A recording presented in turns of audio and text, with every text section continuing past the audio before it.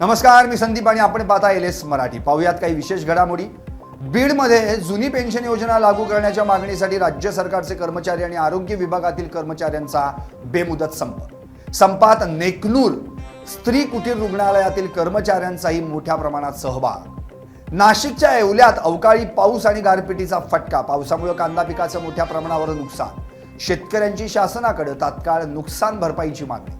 ओमकार हत्तीने आपला मोर्चा आता दोडा मार्ग कुंभरल गावात वळवलाय। मानवी वस्तीत मुक्तपणे फिरतोय हत्ती। ग्रामस्थ हत्तीशी साधतायत संवाद।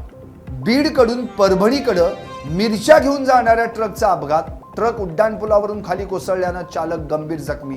ट्रकचं मोठं नुकसान। बीडच्या केसमध्ये तरुणानं घराच्या पाठीमागून प्रवेश करून मायलेकींना दिली धमकी। तुमच्या मुलीचं लग्न माझ्याशी लावून द्या, नाहीतर तिच्या वडिलांना जीवे मारेन। तरुणाची धमकी। पोलीस ठाण्यात गुन्हा दाखल। छत्रपती संभाजीनगरमध्ये मोबाईलच्या किरकोळ वादातून झालेल्या चाकू हल्ल्याप्रकरणी पोलिसांची मोठी कारवाई। आरोपी सुमित उर्फ बाबासाहेब शेजवळची पोलिसांनी काढली धिंड। जालना संभाजीनगर महामार्गावर चालत्या उसाच्या ट्रकला भीषण आग। आगीत शेतकऱ्याच्या उसासह ट्रक संपूर्ण खाक। शेतकऱ्याचं 45 लाखांचं नुकसान।